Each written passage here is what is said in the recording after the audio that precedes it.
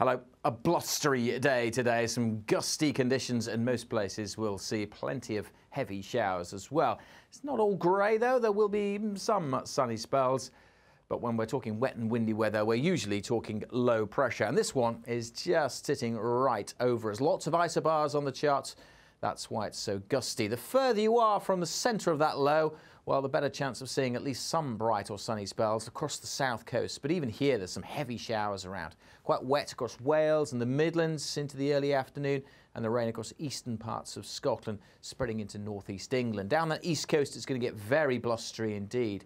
Showers for northern Scotland, but southern Scotland, parts of the east coast of Northern Ireland, brightening up a touch this afternoon. It does feel pretty chilly out there, though, because of the wind and the rain. We might reach double figures when the sun does pop out along the south coast, but it feels colder because of the winds. Now, those winds get very lively down that east coast through the evening, very gusty conditions on those North Sea coasts, but all the wet weather does gradually scoot away. And then we're left with a clear night, maybe a bit of mist and fog here and there, but certainly we are likely to see a frost forming. It's going to be a cold night under those clear skies. The temperatures are really dropping away, and dropping away quite dramatically too. We'll easily get a frost across much of northern Britain. Towns and cities further south probably staying a touch above, but even here some pockets of frost are possible on Friday morning. So it is a cold start, but it will also by and large be a bright start with quite a bit of sunshine around.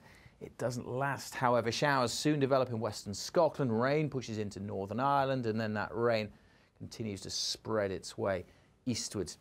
Eastern parts of England probably staying largely dry, but it will cloud over somewhat, and the winds picking up in the southwest once more as the wet weather really kicks in here through the afternoon.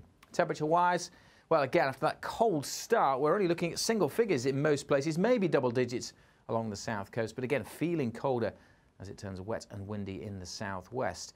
And the rain and the wind, well, won't stop there. Again, they'll become pretty extensive through Friday evening, certainly across England and Wales, heading away for the weekend.